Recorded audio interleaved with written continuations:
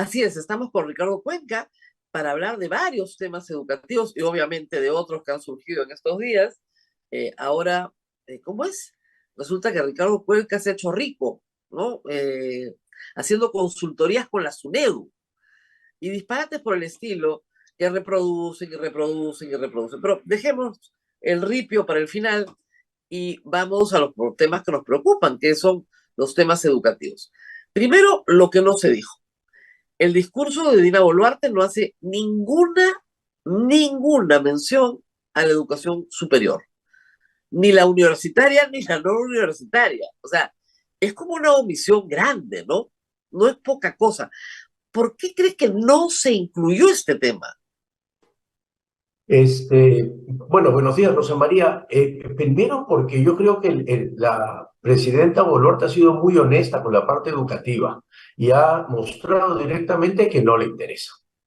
No solo porque no ha mencionado las cosas de educación superior, que son fundamentales para el desarrollo de la educación, sino que lo que ha hecho es un acto de nostalgia al pasado, ¿no es cierto? Ha promovido programas nacionales de capacitación docente, que son un modelo del cual podemos hablar después, que ya no se utiliza como enfoque central de capacitación para los maestros.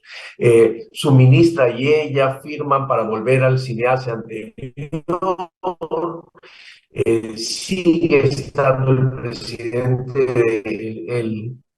de SUNEDU puesto en la anterior ANER, entonces ha sido muy honesta, no le interesa y ha dejado que todo esto parezca, me van a odiar, flashback, un pequeño recuerdo de un mensaje a la nación que podría haber sido perfectamente aprista.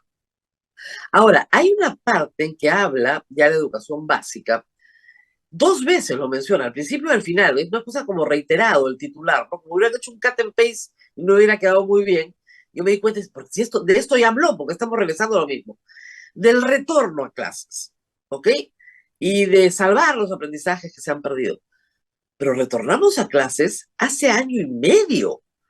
Entonces, por lo menos en la educación básica, más bien podría haber presentado los resultados de la evaluación sobre qué se perdió en el primer año, qué hemos podido rescatar, qué tan atrasados estamos, qué tan dramática es la situación en determinados grados, qué hacemos con los niños que no han aprendido a leer y a escribir y que están en cuarto grado de primaria, etcétera, etcétera. Entonces, pero no dijo nada de eso. Entonces, ¿cuál retorno? ¿Y por qué hablaba Lo del que, retorno si ya retornamos? lo que pasa es que no puede decir nada de eso porque no hay ningún plan de retorno, ¿cierto? Ajá. No lo hubo con el presidente Castillo, no lo hubo con la presidenta Boluarte. Nosotros en el 2021, en julio, cuando salimos de la gestión, dejamos una ruta. Esa ruta podía ser bien tomada o mal tomada por los que me siguieron. Claro. Está bien.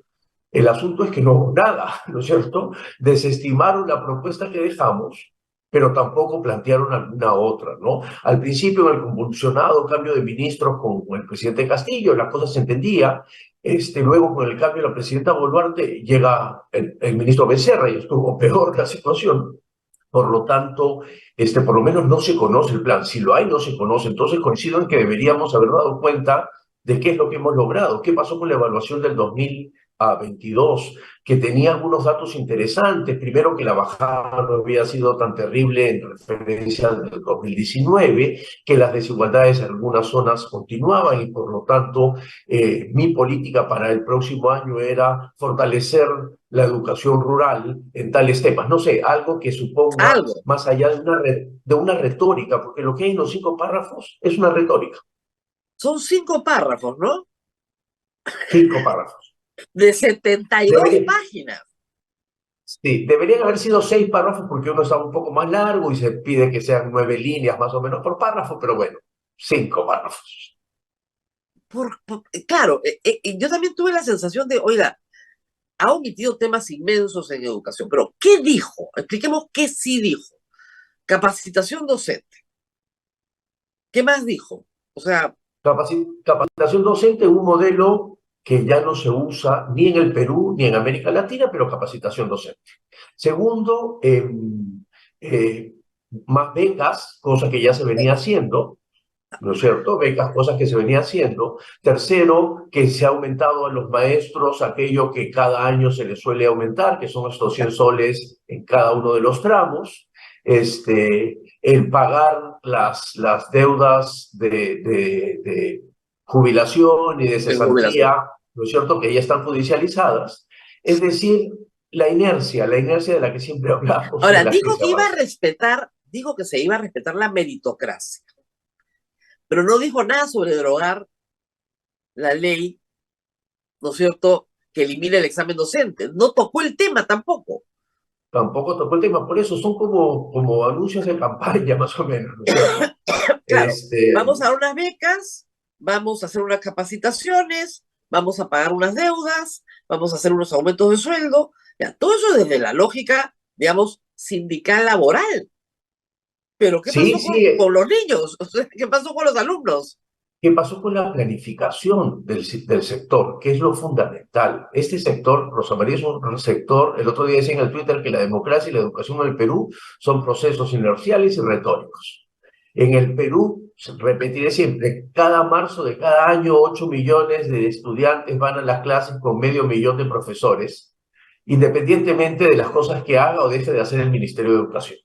Y entonces esa inercia puede avanzar toda la vida y no salir de la situación complicada en la que está la educación si es que yo no hago algo para romper esa inercia.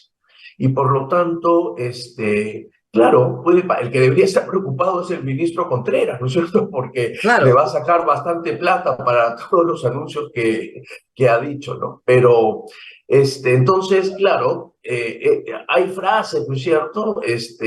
Como cuando pide disculpas y después justifica, cuando utiliza algunas palabras en quechua, pero después no claro. continúa con la idea. Entonces, es como muy Lo que precario, pasa ¿no? es que, a ver, en 72 páginas, dedicarle 5 párrafos a la educación llama la atención, sobre todo porque en algunos temas, digamos, interculturalidad, fue a un nivel de detalle, o sea, yo, con todo cariño, ¿no? Por la policía de Pucallpa, pero ¿qué importancia tiene enseñarle Chipibo con IVA a 100 policías en una comisaría o en varias comisarías de Pucallpa? Me parece ideal que lo hagan, pero digamos, ¿es esto el anuncio que yo quiero hacer en el mensaje de 28 de julio?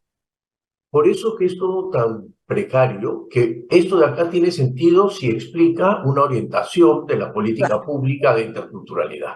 Si dice, miren, como han egresado X cantidad de estudiantes de las becas que el gobierno les ha dado, vamos a armar una campaña para efectivamente en el marco de la política nacional de interculturalidad y intercultural bilingüe que existe desde el año 2018, vamos a implementar un conjunto de acciones. Bueno, eso es, digamos, un discurso profesional. Lo otro son como esos saltitos es el cut and paste picotazos. que se hace, o sea, a ver, cuando se hacen discursos para 28 de julio, y eso es lo que es tediosísimo, y no hay forma que las sucesivas presidencias del Consejo de Ministros no lo entiendan, pero es así. Le piden a cada ministerio que mande sus logros, o sus méritos, o algo que quiere exhibir. De cada ministerio manda 20 páginas, son 17 ministerios, tiene pues 340 páginas más o menos, solo para arrancar. Y de ahí metes tijera. Y lo que te queda es un Frankenstein, porque no hay una línea. Cuando no tienes a un buen escritor, no tienes una línea, tienes un montón de agregados que no tienen sentido entre ellos. Imagínate, es trabajo de coordinación, es trabajo de la PCM. Y por Claro. lo tanto, la PCM recibe las 20 páginas que todo el mundo quiere lucir de su sector, pero es el responsable de darle una línea orgánica, un hilo rojo, dirían los alemanes, para poder entender una secuencia de lo que sea con una orientación. Esta es la orientación política, estas son las orientaciones de las políticas públicas, y por lo tanto, estos son los programas o las actividades que voy a hacer. Eso no es ciencia dura, ¿no es cierto? No. Eso es un básico de ver cómo comunico de mejor manera un conjunto de ideas hacia un público amplio. Bueno, entonces nos tendremos que detener en lo que no dijo, así que vamos a hablar un ratito de educación superior, porque efectivamente tenemos malas noticias y cada día se acumulan más. Hay un comunicado de los trabajadores de SUNEDU. CINEACE ha sido reactivado, pero por decreto supremo, lo cual parece bastante extraño, pero la idea es capturar nuevamente su administración y ponerla, digamos, al servicio nuevamente de los rectores. lo cual era exactamente lo que no se debía hacer en un sistema de acreditación. ¿Qué más está pasando? Yo estoy esperando ya solamente que le den la licencia a Telesub, ¿no? Y que pueda matricular. Pero eso es lo último que falta. Pero, ¿qué más está pasando acá? Que está, evidentemente la presidencia no quiso exhibir, no quiso hablar del tema siquiera, que el público debería conocer. A ver, creo que ya conversamos, Rosa María, hace algún tiempo, en el que lamentablemente no me equivoqué en la futurología, diciendo que empezaban con SUNEDU a no solo cambiar el Consejo Directivo, sino relajar las sanciones, cosa que hizo, que se venía además, espero que no, pero va a venir pronto, relajar, hacer más fáciles las condiciones básicas de calidad, porque como no pueden no licenciar, lo que hacen es modificar por dentro los reglamentos para facilitar el licenciamiento de universidades que no deberían tener como Teleso. Por lo tanto, lo que se viene es eso. Ha habido un retroceso y esto no es solo culpa del Congreso, sino del Ejecutivo con la acreditación, como muy bien dices, hemos vuelto a los tiempos del 2006-2007, en el que claramente no cumplía con la función a la que se le había encargado. Y por lo tanto, si eso lo leemos a la luz de lo que acaba de pasar con la anulación del concurso para el presidente de Concitec, con el ataque que estamos recibiendo algunos, ¿no es cierto? Y que, no sé, pues el exministro Betzler diga que yo cobraba de la SUNEDO y por eso es que la defiendo, digamos, es toda una idea clara de ir en contra por todos los lados, porque los intereses se pisotearon y se Ahora, esta es una pisotean línea permanentemente. argumental, voy a decir una cosa, esta es una línea argumental antigua, pero que la van renovando. Y esta semana, hoy les digo, yo esta mañana he amanecido por lo menos con varios ataques trolls diciendo cuánto cobras a las ONGs. Y la palabra clave, por si acaso, amigos, es Shakira, porque eres ciega, sorda y muda. Y es la misma palabra, la misma. Yo me imagino al jefe, ¿no? Que llama a su ejército de trolls y dice, la palabra clave es Shakira y ataque a Rosa María Pérez. Me hace una gracia, la verdad, pero sí, en tu caso también. Y en el caso de varios exministros, del exministro Alfaro, del viceministro Gargurevich, de varios, ustedes cobran consultorías. A Flor Pablo la hacen puré con la misma estupidez una y otra vez. Todo es mentira, pero lo repiten, y es evidente que viene de un nodo, y ese nodo está relacionado con el Ministerio de Educación, porque por favor, ¿de dónde va a venir? Los tuiteros me pasaron una información que no había visto, no veo ese programa de un joven periodista de Canal N que había entrevistado al abogado Canelo, diciendo que yo había cobrado 1,5 millones de soles de la SUNEDU, creo. Entonces, claro, Ajá, cuando se dan cuenta que efectivamente es mentira, ya pasó, pero van instalando un discurso en el que creen que efectivamente la defensa por la calidad es. Hace 20 años soy profesor universitario. claro. No sé, sería incapaz de que alguien viole la autonomía con la que yo doy mis clases. Preparo mis sílabos y mis lecturas. Es absurdo pensar que los profesores universitarios no queremos calidad en la educación, salvo que tenga intereses particulares que quiera hacer para sacar adelante mis propios negocios, ¿no? Entonces, es absurdo, pero es así, yo ¿Eh? decía ahora que quiero aprender a hacer esos sellitos digitales para poner falso en cada una de las cosas que van publicando, por lo menos en las redes, ¿no? No, pero hay ciertas campañas que el hilo conductor es bien claro, ¿ah? O sea, clarísimo, sabes de dónde vienes, cómo vienen, etcétera, ¿no? Sí, hay un programa ahora que es el momento Willax en Canal N, como me has dicho, que dura una hora, donde insultan a todo el mundo, pero sin ningún fundamento, porque hasta para insultar hay que tener argumentos, ¿no? Algo tienes que tener. Pero Este, claro, no, es impresionante. ¿Qué ha pasado? Sí, muchos académicos han sido contratados por el Ministerio de Educación en el pasado para hacer muchas cosas muy diversas, ¿ya? Pero no para la SUNEDU ni para hacer nada que tenga que ver con la SUNEDU. O sea, SUNEDU es un proyecto posterior. Es absurdo, pero además, a mí la verdad que algunos me enternecen porque normalmente los académicos quieren dar explicaciones. Dicen, yo quiero explicar. No seas naif. No tienes nada que explicar. A las personas que te están atacando, la verdad les da lo mismo. O sea, es absurdo. Tú no expliques la verdad porque la verdad brilla por sí sola. Déjalo Sí, más. son resistentes a la verdad, son Ah, resistentes, absolutamente. así como los fanáticos son resistentes a la razón, estos mentirosos no van a cambiar, ¿no es cierto? Ahora han No, sacado que había cobrado 87.000 soles, no sé qué, pero claro, han sido 4 años de dieta cuando fui consejero en el Consejo Nacional de Educación. claro.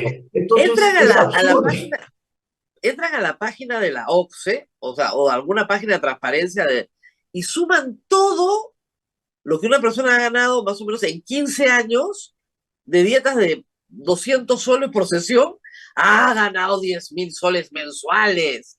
Entonces, pues, esta gente está loca. No bueno, obviamente no le vas a pedir a un troll que sepa sumar, ¿no? Ni restar, ni menos multiplicar y dividir, que son operaciones mayores, ¿no? Ahí está el fracaso de la educación peruana. Pero a los que sí les pagan por hacer eso son a los de estas redes, ¿ah?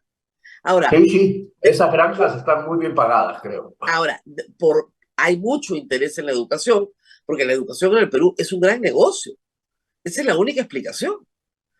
Es un gran Sí, negocio. claro que sí, porque juegan, y creo que ya lo hemos conversado antes también, Rosa María, juegan con las expectativas de los jóvenes y con este credencialismo que ha terminado invadiendo las sociedades latinoamericanas, porque en el mundo anglosajón y en Europa la cosa ya va eh, distanciándose un poco, ¿no es cierto? Todavía tenemos la costumbre de presentar nuestro currículo poniendo los grados del más alto al más corto, cuando en muchos lugares en Estados Unidos, en Europa, lo que pones por delante es tu experiencia de trabajo y finalmente cómo certificas o acreditas eso, ¿no es cierto? Entonces, pero con esa expectativa es que juegan con los jóvenes, que finalmente, como lo dijo el último presidente de CONAFU, un ex rector de una importante universidad regional en el país, cuando se empezaba la discusión de la ley, ese presidente de CONAFU dice en una entrevista a Perú 21, fíjense, los pobres no se pueden quedar sin educación, a no tener nada, que tengan algo más o menos. Esa racionalidad, y además esa cita que la tengo guardada y atesorada, es lo que explica todo lo que vino más adelante. Claro, y que con este gobierno, por lo que hemos visto en este mensaje, no va a cambiar. No, no va a cambiar, no solo no va a cambiar, sino que no creen en ello. Hace pocas semanas, la presidenta Boluarte y la ministra Márquez han firmado un decreto supremo que rompe con la idea del sistema de aseguramiento de la calidad, ¿no es cierto? Claro. Para que nos entienda rapidito, cuando cualquier proceso de expansión necesita tener muchos mejores controles para asegurar la calidad, porque en la expansión siempre se pierde algo de calidad. Entonces, lo que hace el Estado es tratar de asegurar que esa pérdida de calidad sea la mínima posible. Por eso se crea el SUNEDU, para que el licenciamiento ofrezca las garantías a las familias de decirles, mira, lo que hay cumple con un mínimo de calidad. Y Claro. después de eso, cada universidad, si quiere, puede demostrar que tiene más calidad sobre ese piso básico y entonces me acredito. Y además una cosa de auditoría académica que solo las universidades esto podrían hacer, pero ese sistema que empezaba a funcionar empezó rompiéndose con el Congreso, con el Ministerio de Educación mirando al costado y terminó de darle una estocada final el propio ejecutivo de la presidenta Boluarte. No por eso así aparezcan ahora más trolls en la Van a mañana aparecer, van a aparecer. en educación, Plata hay, pero en la plata escucha, hay. plata hay, pero no de este lado de la pantalla, ¿ah? Del otro lado de Ah, la pantalla no, está, no, no, no, no. de De este lado no repente que hay. no hay, pero del otro Ahora, lado sí. el, esto no puede durar para siempre, pero sí hay algo que hace poco presentamos un libro, los dos, Universidad y Política, justamente hablando sobre los mitos, los grandes mitos de los últimos, un libro muy valioso porque en 100 páginas te explican la historia de la Universidad Peruana en 100 años, lo cual es bastante notable, ¿no? Y cómo los mitos fundacionales de la modernización de la Universidad Peruana, allá en 1920, ¿no? Hace más de 100 años, eh, no se han podido plasmar todavía. O sea, el mito de la autonomía, el mito de la extensión y Lo, y el mito del cogobierno que es absolutamente indispensable cuando tienes autonomía, pues la autonomía viene de la mano del gobierno. Si va una sin la otra, simplemente lo que tienes es un caos. Pero ¿cómo esto que podía plasmarse ya en una esperanza mucho más concreta, a partir de la ley de 2014, que obliga a la responsabilidad social de las universidades, que establece por lo menos la votación universal, ¿no? Que establece qué es la autonomía frente al poder político, todo eso se haya caído tan rápido sin la protesta de los estudiantes. Y eso es lo que a mí me llama mucho la atención. No sé qué piensas de eso. ¿Por qué los estudiantes no han salido a defender la reforma de sus universidades? Sí, sí, creo que una de las grandes frustraciones que tengo como parte del grupo que impulsó la reforma desde el año 2003 en adelante es, y lo hice en un artículo a modo de despedida, dije, bueno, al final tenemos que pasar todos revista de por qué jóvenes e inclusive universidades abandonaron la lucha tan rápido, la pelea tan rápido, ¿no es cierto? Es verdad que es difícil pelear contra una vocación tan autoritaria en el Congreso o en el Ejecutivo, que han renunciado a hacer política, en lo mínimo de sentarse con el otro para tratar de buscar un acuerdo, han renunciado a todo eso y es difícil, pero se abandonó muy rápido. Se abandonó muy rápido el decir, oye, esto de acá tiene que ver con la calidad, esto tiene que ver con que la formación que me van a dar es una formación que me va a ser útil después. No se trata de la universidad, sino se trata del efecto que tiene la universidad en la vida de un país, ¿no es cierto? Y por lo tanto, hay un llamado de atención para ver que tiene que ver un poco con el malestar, la fragmentación social, no sé, con algunos otros conjuntos que habría que analizar, pero sobre todo haciendo referencia al libro que presentábamos de Universidad Política. eh, Creo que estos ataques al exministro Benavides, al exministra Pablo, al ex viceministro Gargurevich, al exministro Alfaro, al ex viceministra Andrade o a mí, van a pasar porque no se trata de personas, se trata de una expresión de lo precaria que está haciendo la política en el país. Y la universidad tiene una función fundamental en fortalecer esa política, no solo los partidos políticos, ellos tienen su parte, pero la universidad no puede renunciar a formar mejores ciudadanos y mejores personas. Entonces, este ataque no es un ataque individualizado, va a pasar, la verdad va a salir por delante como siempre, Claro. eh, pero es la expresión de algo más que hay que analizar. Entonces no se trata que me digan que cobro y por eso defiendo, sino que digan eso y que se expanda eso es la explicación que en este país no somos capaces de sentarnos a No, y conversar con el lo otro. que sí lo que sí es doloroso es que lo diga ahí del Wexler y que no haya pedido disculpas, ¿no? Eso sí es muy Sí, doloroso, porque él ha sido ministro de Educación, él sabe que es mentira, no ha pedido disculpas, no es cualquier troll anónimo en las redes sociales, es un exministro de Educación, no ha pedido perdón y ha sido un insulto muy feo, muy doloroso de su parte. Yo espero que él pida perdón, porque en realidad el que pierde es él, pierde su prestigio profesional por andar repitiendo memes, ¿no? O sea, es absurdo. Que lo diga en un programita de Canal N, pues da lo mismo, ¿no? Porque ya se puede inventar lo que sea, pero y no, no y no solo repitiendo, Rosa María, sino que además comentando, diciendo, ajá, ahora entiendo la defensa.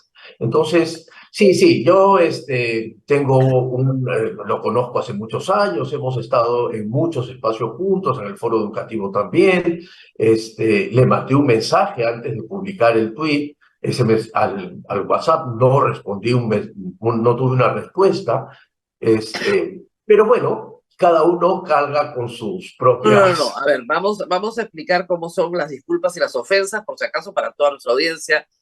Ofensa pública, disculpa pública. Ofensa privada, disculpa privada, no hay problema.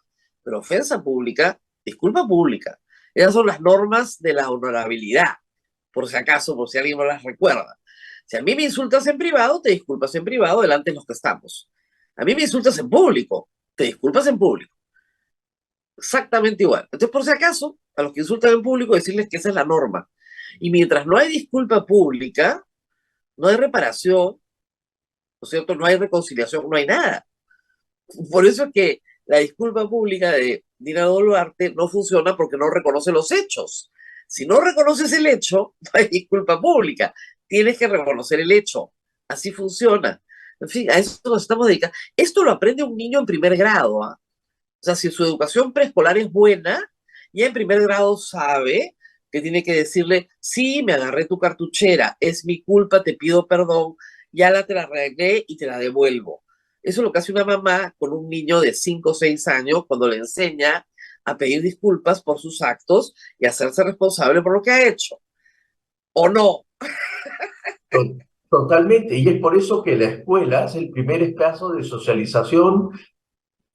Las criaturas del Estado, le llamaba Porfirio para ponerme académico, ¿no es cierto? Es decir, allí es donde se forman los sujetos que van a conformar la sociedad y por lo tanto a los 5 años, 6 años, 7 años, por supuesto que aprendes a ser ciudadano. Porque eso es ser ciudadano, no solo es ir a votar, ser ciudadano, ¿no es cierto? Es Claro. saber que tienes que pedir disculpas cuando has hecho un acto que no es un acto que está dentro de las normas, que se escapa de la norma, que tienes que respetar al otro, que no puedes agredir al otro de ninguna manera, que puedes discrepar sin que eso signifique una guerra campal. Bueno, pero como hemos renunciado a todo eso en la educación por X razones que sería larguísimo explicar, ahora tenemos las consecuencias de lo que, Del de bullying, esta, bullying. Claro, el bullying no es más que la expresión de la ausencia de reglas en la primera infancia. Si tú les de enseñas a los acuerdo. chicos en preescolar a convivir y les enseñas a manejar sus sentimientos, y todos tienen derecho a estar tristes y todos tienen derecho a estar molestos de vez en cuando, pero tienen que saber qué hacer con eso, igual que ustedes que me escuchan, bueno, van a llegar a la secundaria manejando sus sentimientos, ¿no? No pegándole al primero que se le pase por delante porque resulta que no lo tolera. Mm, Entonces, hay sí. huecos ahí, pues, enormes, y hoy hay que decir que la pandemia los ha ahondado más. Más. Y esto, lo que yo creo, totalmente de acuerdo contigo, esto es también política.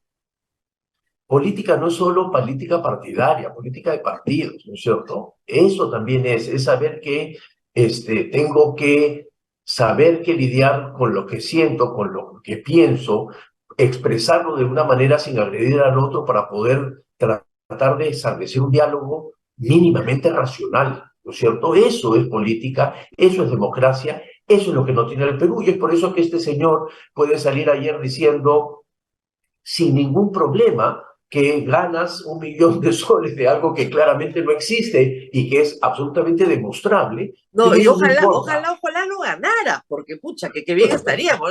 A mí, Dios, por favor, avísenme dónde está la plata. Yo quiero ver la plata, ¿dónde está? ¿Ya? A mí a veces me mandan a cuidar a mis nietos también, pero por favor, preséntenme a mis nietos, me muero de ganas de conocerlos, no los he visto, no sé dónde están. Entonces, hay estas cosas. Tenemos que hacer Ya. una pausa de 30 segundos y hay un tema que se quedó ahí flotando que me parece bien importante, que es el tema de la capacitación docente y por qué lo que ha dicho Dina Boluarte en el mensaje no es lo que se hace hoy en el mundo. En el mundo de la educación hay tendencias, novedades, y a veces estamos a la cola del mundo, pero vamos a escuchar eso. Pausa y regresamos. Así es, Rosa María, y también hay una pregunta, ¿pasará la educación a los gobiernos municipales? Todo Bueno, eso volvemos en un momentito. Pausa. La Pontificia Universidad Católica del Perú está en el top 10 de universidades en América Latina según el ranking QS Mundial 2024. Uno de nuestros mejores indicadores en el ranking es la reputación entre empleadores, el cual evalúa las percepciones de empleadores destacados en todo el mundo sobre en qué universidades están los mejores graduados. En ese aspecto hemos mejorado 43 posiciones y nos encontramos en el puesto 75 a nivel mundial. Visítanos en www.pucp.edu.pe. Ahora es más fácil colaborar con tu primera emisora católica del Perú. Ya tenemos Yape, Tunki y Luquita. Es muy fácil, solo tienes que escanear el QR y listo. El código QR de respuesta rápida, sin colas, sin pérdida de tiempo y sin exponerte, desde la comodidad de tu casa. Y colaboras con el sostenimiento económico de Radio Santa Rosa. Buenas nuevas en tu vida.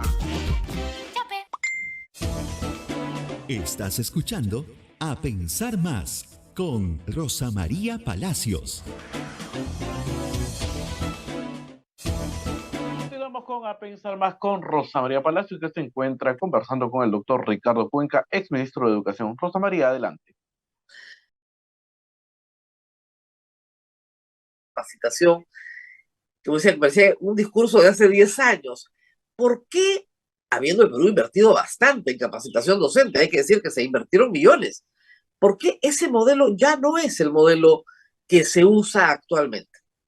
Por lo menos que no se usa de forma prioritaria. A ver, la historia corta es que a mitad de los años, durante la década de los 90, todos los países en América Latina impulsaron unas reformas muy integrales que incluían una manera particular y novedosa en ese momento de capacitar docentes, que eran tener grandes talleres masivos para que a partir de instituciones, universidades o institutos, incluso ONG, capaciten a los maestros durante un año en algunos temas en particular. En el Perú sucedió, se llamó el Plan Nacional de Capacitación Docente, fue un programa relativamente exitoso, empezó en el año 95 con un piloto y terminó en el año 2000. Luego, como esto empezó a discutirse en América Latina, se le empezó a bajar la intensidad porque los resultados de haber recibido la capacitación no eran los esperados. La inversión era mucho mayor de lo que se obtenía. A pesar de eso, el Perú continuó con otros nombres durante el gobierno de Toledo y García con este tipo de programas. Es verdad que en una escala mucho menor, pero se fue haciendo un tránsito hasta el gobierno de Humala para lo que ahora actualmente se discute como para capacitar a los docentes, que se llama acompañamiento docente. ¿Qué quiere decir esto? Que en lugar de que todos los profesores se congreguen en una ciudad para recibir 3 años de una inmersión en algunos temas, hay un conjunto de acompañantes, de monitores, de supervisores que van a sus aulas o a los núcleos y sobre zonas rurales para que luego de observar sus aulas les den con los instrumentos que se crearon una retroalimentación directa. Ya. Eso es lo que avanza, ¿no es cierto? Y en el país empezó desde el año 2015 o 16 a funcionar, es un poco más caro y entonces se reservaron dos cosas. Si quieres cambiar las prácticas de los docentes, los programas nacionales no sirven. Lo que sirve es el acompañamiento. Si quieres actualizar a los profes en algunos contenidos, dale el taller. Ya, eso es la discusión que hemos tenido hasta el 21. Lo que ha pasado ahora es que estamos volviendo al modelo Plancat del año 95. Es decir, ¡Wow! a estos programas nacionales de formación en el que, por ejemplo, las regiones tienen poco que decir cuando hay experiencias en que las regiones, con el dinero que tienen, pueden hacer programas de capacitación, ¿no? Salvo que me equivoque y le estén llamando así a una cosa distinta, pero como no ha sido explicado, Claro. me remito al conocimiento actual que se tiene sobre el tema. Y ahora, yo recuerdo que estos programas de capacitación docente al principio eran muy exitosos, porque era una novedad. Entonces los profesores sí querían participar, además tenían el incentivo que se podían preparar para sus ascensos, que con esos conocimientos iban a mejorar no solo su trabajo, sino su posibilidad de ascender dentro de la carrera. Pero con los años se volvió algo muy tedioso y muy, repetitivo, y te decían, ya hicimos este taller, no sé por qué nos piden volverlo a hacer. Y hubo mucha resistencia porque se volvió algo que no se valoraba como un mérito más dentro del currículum. Y lo que se hizo ya durante el gobierno de Humala, me parece, es más bien hacer incentivos para que los profesores hicieran maestrías en universidades de primer nivel.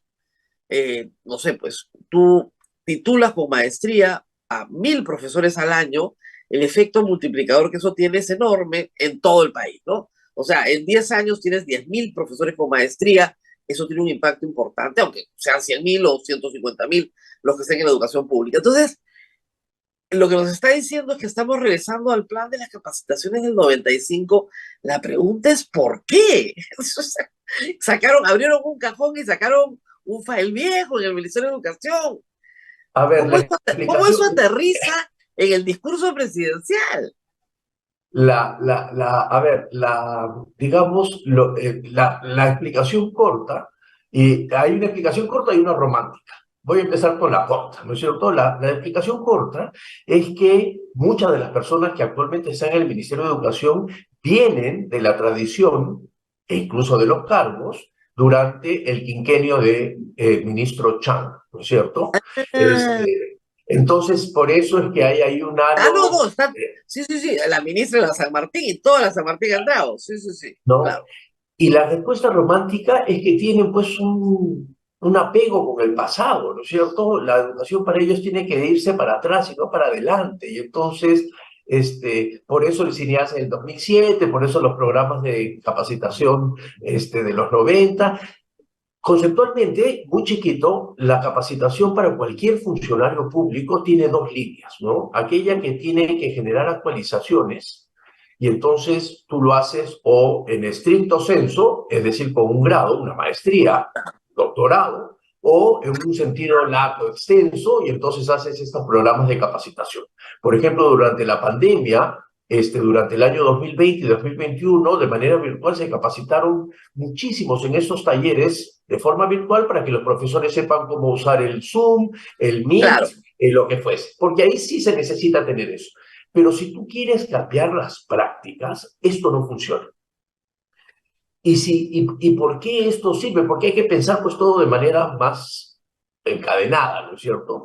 Si vas a empezar con las evaluaciones de desempeño, si vas a continuar en la línea meritocrática, lo que necesitas es capacitar en este enfoque meritocrático a la gente. Entonces lo que haces es ayudarlos a cambiar su práctica y no a que reciten de memoria los 4 pilares de la educación es un tesoro de Delors del año 96, ¿no es cierto? claro, Porque no va a funcionar y al final va a ser un fracaso. Y eso es claro. lo que pasó en la evaluación que se hizo en el 2010, creo, que el propio Ministerio de Economía y Finanzas se encargó a estos PPR, no vamos a marear a las personas, a los productos, para evaluar el Plan Nacional de Capacitación del gobierno aprista y no dio buenos resultados, no porque el programa sea malo en sí, sino Claro. porque los efectos de ese programa no podían ser medidos de calidad. Y por lo tanto, las universidades hacían su mejor esfuerzo para tener los mejores sílabos, pero la práctica de los profesores no cambiaba. Y Claro, entonces no funciona. claro, no, no había un impacto en el aula, que es lo que estás buscando. Al final del día, Exacto. pues, o sea, el profesor puede tener muchísimos títulos, pero si no cambia su práctica en el aula, No va a no has producir cambiado los nada. aprendizajes que esperemos en los Claro. chicos. Entonces Además, no tiene sentido.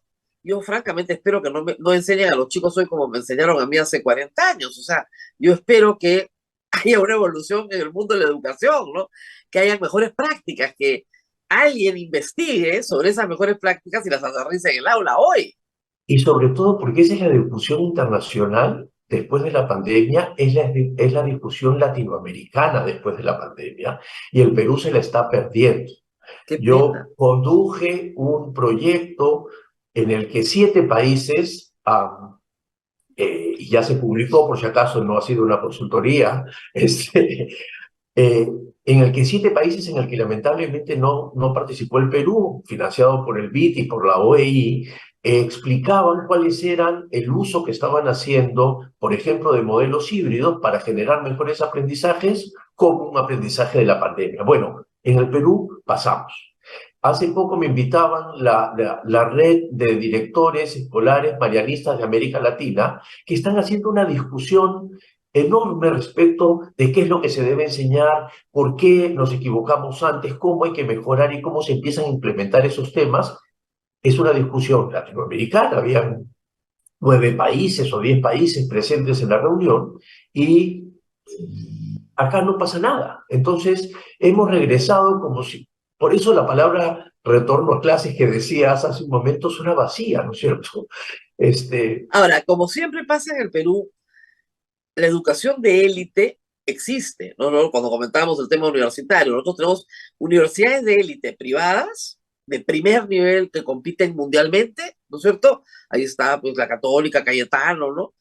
Luego tienes universidades privadas, como dicen, baratitas, así nomás, y luego tienes las públicas de difícil acceso, de gran prestigio, San Marcos, la UNI, la Agraria, con poca matrícula además, con poca matrícula en comparación con las privadas más grandes, y luego tienes las privadas del resto del mundo, o sea, perdón, y las públicas del resto del mundo también.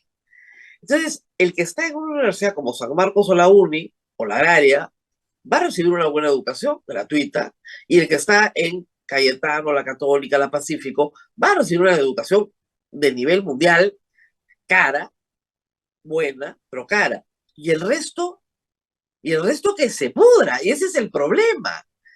O sea, Por ese es el eso, por problema. eso, por eso es que se necesitaba hacer un cambio en la manera como regulo los temas de calidad, porque eso mismo pasa en las escuelas privadas, en la educación básica. Ah, Las en escuelas educación. privadas de élite les va a ir siempre mucho mejor. Las escuelas Miren, mi privadas hija de fue a un bajo colegio. costo, Mira, hace unos años, cuando todavía mi hija ya está en la universidad, pero estaba en segundo grado, hicieron la prueba censal en un colegio privado en Lima y 100% de las alumnas pasaron la prueba de matemáticas. 100%. ¿Ya? Eso no tiene parangón pues en el resto del país. Entonces son sin duda. 4 o 5 escuelas privadas en el Perú que pueden hacer eso. ¿Se puede hacer? Se puede hacer. Ah, está probado que se puede hacer. Es exactamente la misma niña de 5 o 6 años. Lo que Sí, tiene detrás exacto. es tan diferente, pero no se entiende que se puede hacer lo mismo con todo el país.